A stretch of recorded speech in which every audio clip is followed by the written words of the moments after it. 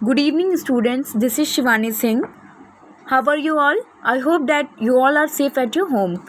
So, आज हम पढ़ेंगे लेसन नंबर 7 जो कि हमने रियल इंग्लिश बुक से लिया है क्लास 3 के. So, let's start the chapter. The name of the lesson is The Famous Villager. ठीक है. This story is about Dr. Rajendra Prasad. He was the first president of India. Okay? Who was the first president of India? Dr. Rajendra Prasad was the first president of India. So, let's start the story. Dr. Rajendra Prasad was the first president of India. ये story किसके बारे में है? Doctor Rajendra Prasad, जो कि हमारे India के यानी कि हमारे देश के जो है पहले प्रेसिडेंट थे. कौन थे? राष्ट्रपति थे. He was a man of great intelligence but he led a simple life. He paid little attention to his appearance and was shy in nature. यानी कि जो राजेंद्र प्रसाद थे वो बहुत ही ज़्यादा अच्छे थे और वो हमेशा नई नई चीज़ें सीखते थे, नई नई चीज़ें करते थे.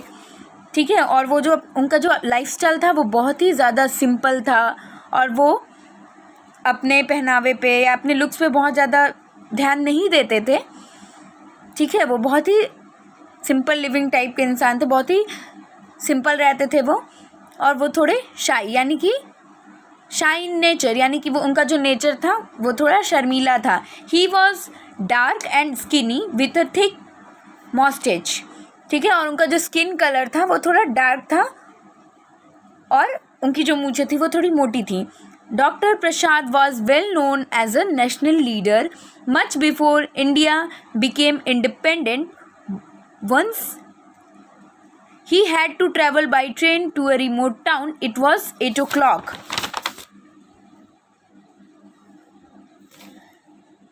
In the night when he got off at the station. फिर क्या होता है कि देखिए, जब जो हमारा देश है वो अपनी आज़ादी के लिए जब लड़ाई लड़ रहा था तो जो डॉक्टर प्रसाद थे वो नेशनल लीडर के तौर पे भी जाने जाते थे. वो देश के लिए मतलब जो कुछ भी होता तो उसमें वो पार्टिसिपेट करते थे, लड़ाई लड़ते थे.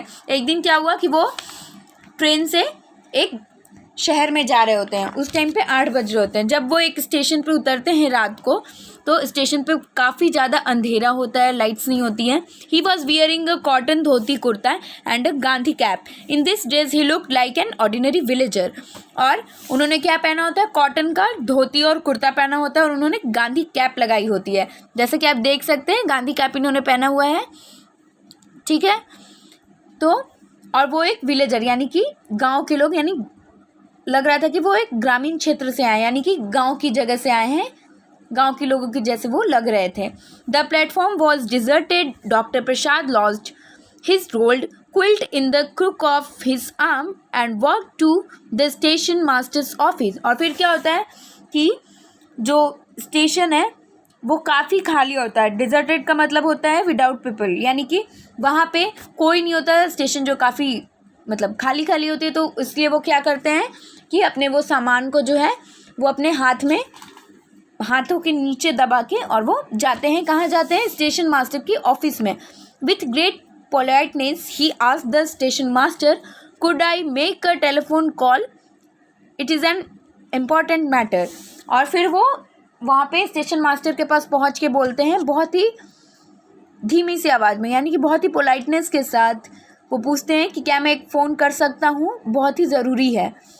The station master gazed at him for a while. और जो स्टेशन मास्टर है उन्हें कुछ देर के लिए देखता है. ही thought the man in front of him was a mayor villager. और फिर क्या होता है? स्टेशन मास्टर को लगता है कि ये एक गांव का आदमी है तो वो उन्हें बहुत ज़्यादा भाव नहीं देता है, यानी कि उनको बहुत ज़्यादा अटेंशन नहीं देता है. Want to make a call, who do you think you are. ठीक है. फिर स्टेशन मास्टर पूछता है कि क्यों कॉल करना है, तुम कौन हो, किसे ढूंढ रहे हो, मतलब जो भी क्वेश्चन है अपना. Doctor Prasad wanted to introduce himself Rajendra Prasad Congress. और जो डॉक्टर प्रसाद है वो अपने आप को इंट्रोड्यूस करना चाहते हैं और वो बस इतना ही बोलते हैं, राजेंद्र प्रसाद कांग्रेस. और तब तक वो स्टेशन मास्टर जो है उन्हें रोक देता है. Before he could finish the station master interrupted, no Rajendra Prasad is not going to be here tonight, you may go now. और फिर क्या होता है कि जो स्टेशन मास्टर है वो उन्हें उसी टाइम पे रोक देते हैं, यानी कि राजेंद्र प्रसाद को रोक देते हैं और बोलते हैं कि नहीं, यहाँ से कोई राजेंद्र प्रसाद नहीं जा रहे हैं, आप जाइए. क्योंकि वो जो स्टेशन मास्टर है उन्हें लगता है कि जो ये आदमी है वो किसी राजेंद्र प्रसाद को ढूंढ रहे हैं, लेकिन ऐसा नहीं था. He did not allow doctor Prasad to make his call. Doctor Prasad was so shy that he could not tell the station master that he was speaking to Rajendra Prasad himself. और फिर क्या होता है कि वो जो स्टेशन मास्टर है उन्हें एक फ़ोन भी नहीं करने देता है, और राजेंद्र प्रसाद जो हैं वो इतने शाई नेचर यानी शर्मीले नेचर के हैं कि वो उसको बता भी नहीं पाते हैं कि अरे राजेंद्र प्रसाद कोई और नहीं, मैं ही हूँ. Doctor Rajendra Prasad was one of the main leaders of the Indian independence struggle in 1942. He participated in the Quiet India movement against the British rulers of our country.